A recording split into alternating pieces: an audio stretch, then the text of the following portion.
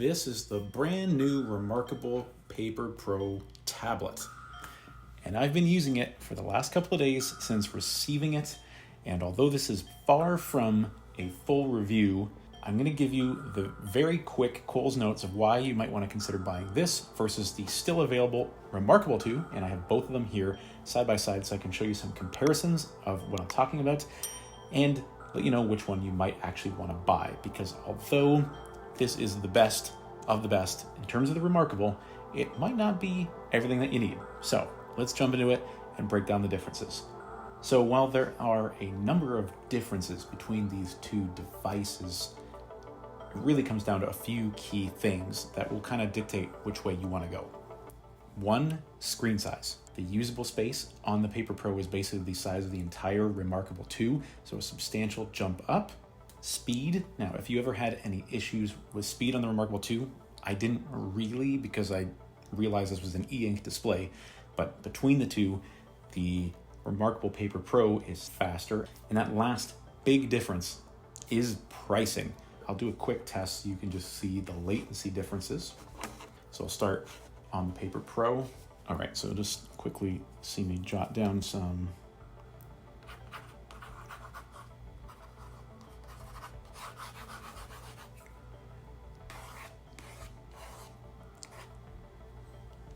very quick, good sounding. Does sound again like writing on paper, which is the same as the reMarkable 2, but very instantaneous.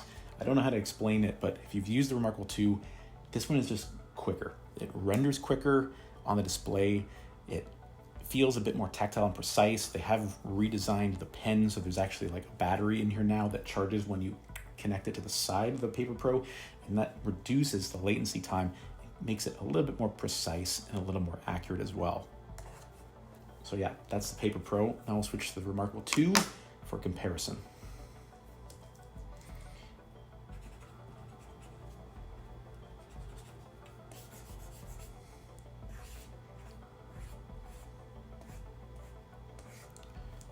So again, not a huge difference, but they definitely are a little bit different in terms of speed.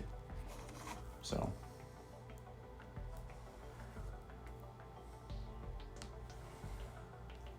yeah, a little bit different in terms of speed.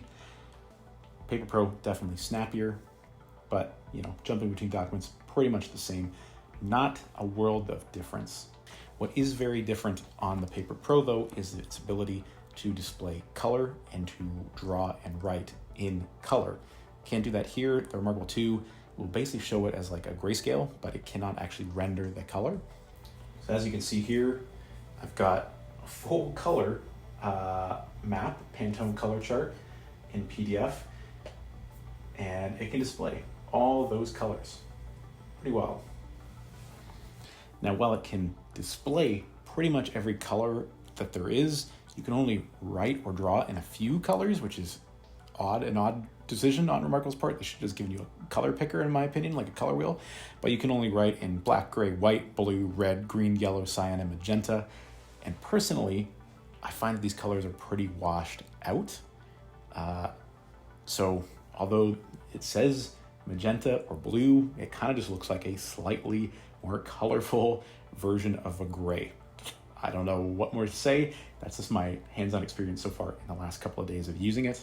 And the other thing that you probably noticed with the color is just how much ghosting there is when it's rendering those colors. It's actually pretty obnoxious, and honestly, it could be extremely distracting if you were like actually trying to sketch or draw something. And this is because when you actually draw, it renders it in black first and then converts it. It's basically regenerating over and over to generate each of those colors on the display. Very jarring. Certainly not as clean cut as some other implementations, but again, for e-ink, it's pretty darn good. And another big difference on the Paper Pro is the fact that it has a backlight. So unlike the RM2, where you basically can't use it in the dark because it has no backlighting, you can only really use it in daylight. The Paper Pro actually has an adjustable backlight, so you can see that. So that definitely allows some more use cases with the Paper Pro because now you can use it in those dark environments. It's backlit, and it has some variability in terms of adjustments. You can change how bright or how dim it is, and you can turn it off.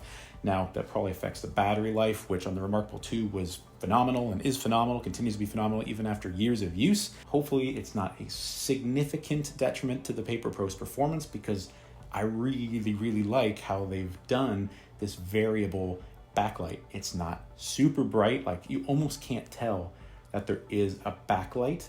There is maybe a little ghosting around the outside of the display that kind of gives you a hint that, oh, there is a backlight shining into it, but generally inoffensive, very well done, well executed, works very well.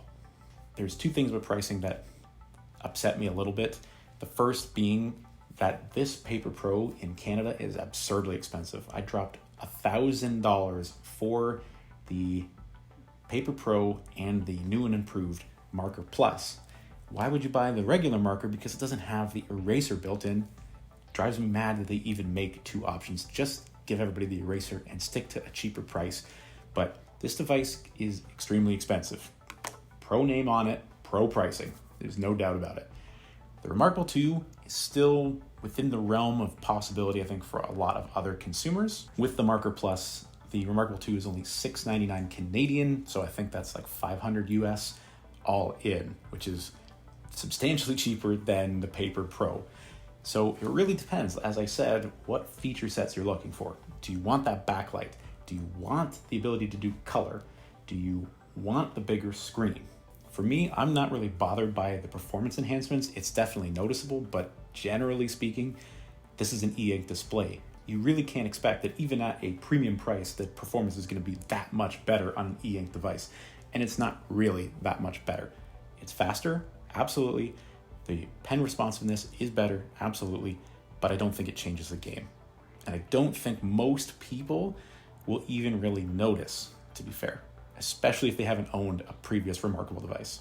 The other thing with pricing going up so much and the bigger form factor of the Paper Pro means that you need all new accessories, which is why you'll see I have the keyboard case on my reMarkable 2 and I have absolutely nothing on the reMarkable Paper Pro, because the folio and the keyboard case have been changed and updated, and you now need to go and buy them all over again to fit this new device, which means you're adding several hundred more dollars depending on what accessories you want and what material and finish you want them in.